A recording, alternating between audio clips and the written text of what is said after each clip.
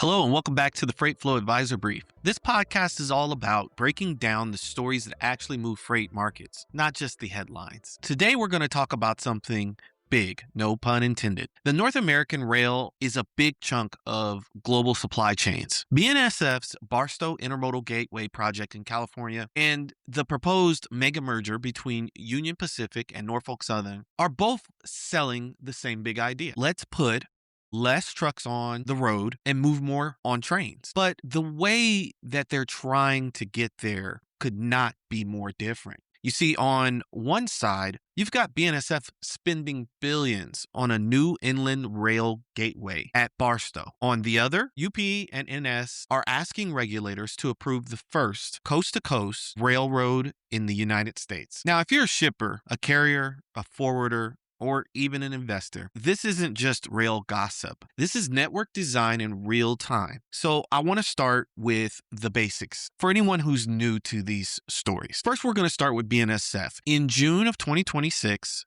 the Barstow City Council in California approved BNSF's Barstow Intermodal Gateway, titled BIG for short. You need to think of BIG as a huge inland port and rail campus. It's roughly 4,500 acres on the west side of Barstow. It's a planned $4 billion private investment. There'll be track, yards, and on-site warehouses all in one place. Right now, most import containers from Asia land at the ports of LA and Long Beach. Then they get hauled by trucks to warehouses across the Inland Empire. It's congested, it's expensive, and it's heavily reliant on drayage capacity. BNSF wants to flip that model on its end. The idea behind BIG is this. Container lands at either LA or Long Beach, and instead of going directly into a truck, it's going to move by rail through the Alameda corridor straight to Barstow. Once it's at Barstow, it's transloaded into a 53-foot domestic container.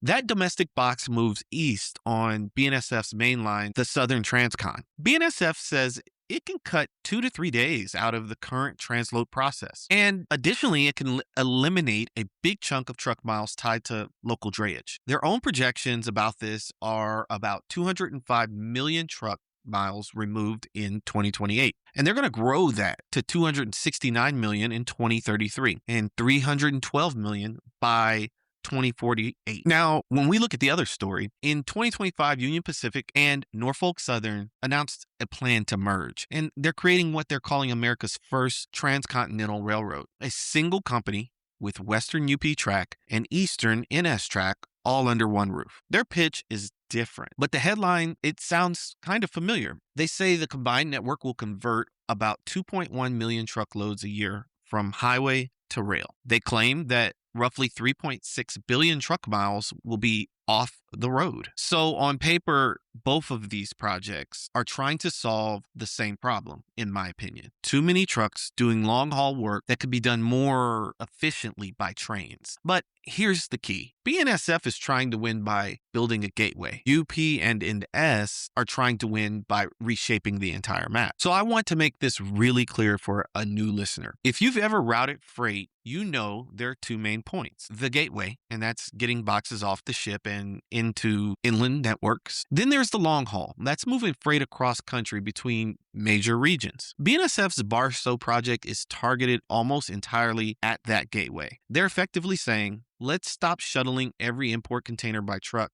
between the port and the Inland Empire warehouses. Let's push that movement onto rail inland and do the conversion work in one place. That's a very infrastructure heavy solution. It's earthworks, track miles, cranes, warehouses, and even yard equipment. Now, UP and NS are targeted at the long haul. They're saying, let's stop handing freight off between railroads in Chicago or other interchange points. Let's make one railroad responsible for a full west to east move so shippers can get a single line service with fewer handoffs and less delays. So if you're new and listening to this, picture it this way. The gateway model is BNSF's BIG. Ship lands at LA, Long Beach, container moves by rail directly inland, gets converted into domestic boxes at Barstow, and it heads east. The goal? Remove the short haul truck trips around the ports. Alternatively, you have the network model.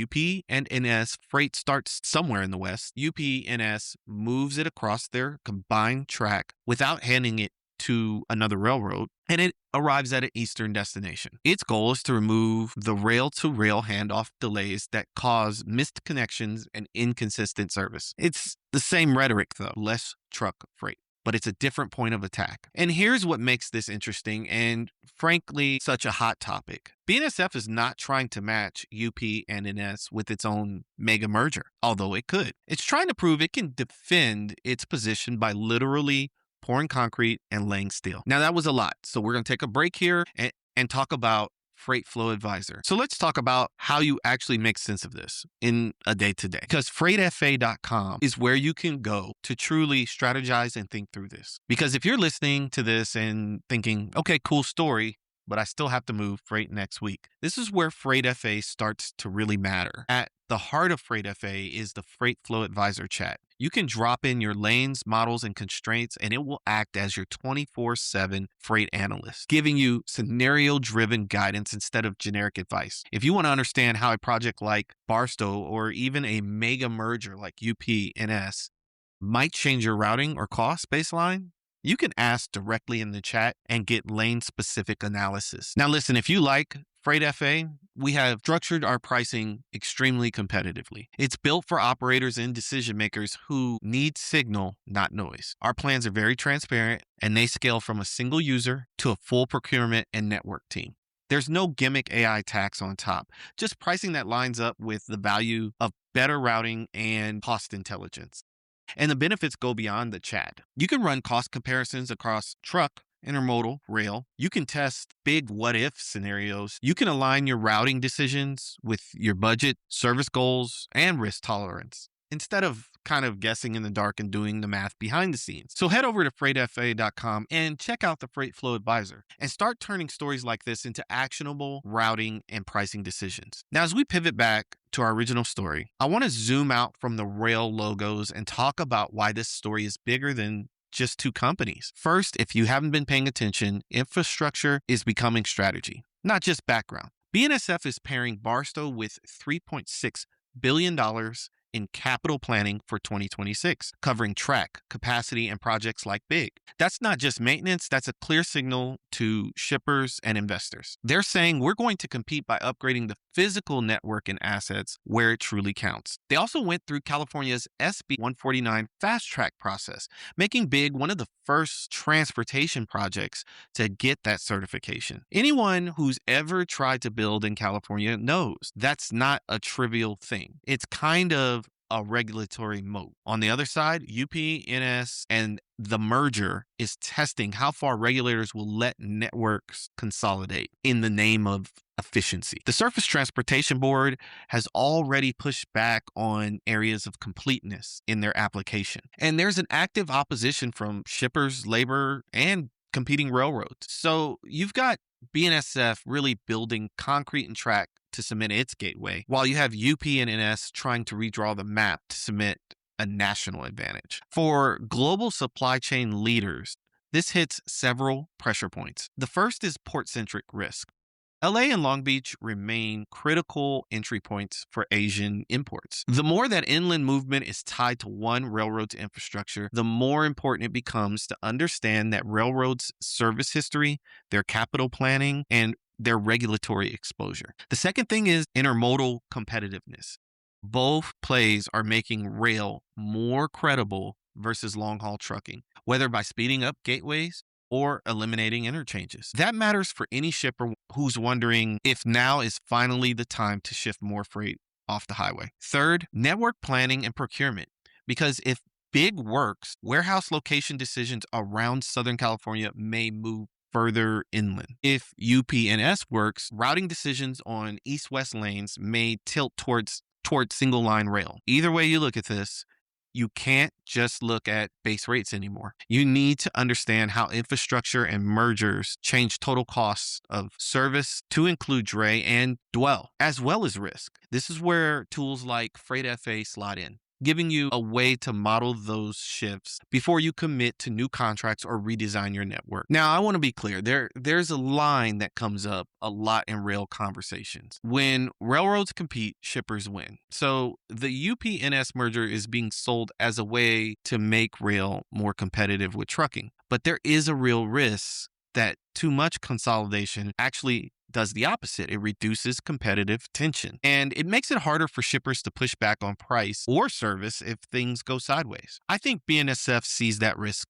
clearly. Their own communications around this merger are pretty blunt, arguing that UP already has a lot of power in certain corridors and that by adding NS, it could tilt the market even further. In fact, instead of threatening a countermerger with CSX or yelling from the sidelines, BNSF is doing something real tangible here. It's building a facility that will exist whether this merger goes through or not. And that, in my view, is the more interesting signal because it suggests a mindset shift. Don't just fight mergers in the hearing room, compete on the ground with infrastructure that makes your network harder to bypass. So if you're an executive listening to this, the takeaway is simple. Ask every carrier, not just railroads, what are you physically doing to make my freight move better in the next 3 to 5 years? Ask yourself, do my routing and sourcing strategies assume the network will stay static, or have I built flexibility for moves like Barstow and UP-NS? I want to be clear here, though. There is a timing angle. BNSF needs big to move quickly. Every year of delay lowers the value of we're building while they're talking. UP and NS need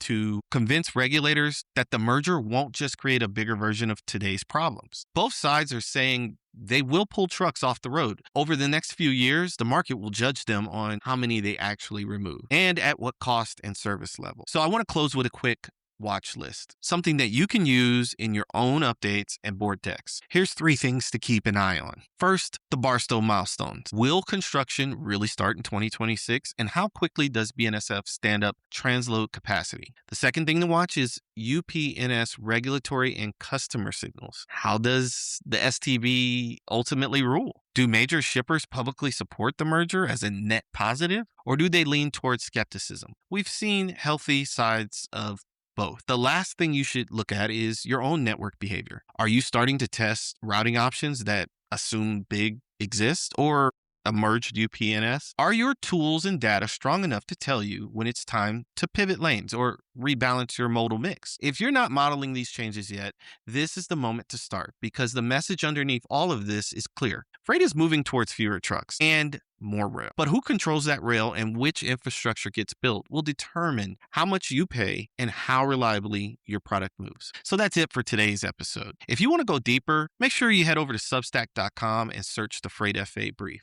We placed an article on Substack on this very topic. It goes further in depth than we can go on this podcast. And if you're ready to turn stories like Barstow and the UP-NS into real routing and pricing decisions, head over to freightfa.com. Try out the Freight Flow Advisor chat. You can plug in your lanes and test different scenarios. If you've enjoyed this show, make sure you share it with a colleague. You can follow us on social media at the Freight Flow Advisor. We're on LinkedIn, Facebook, and Instagram.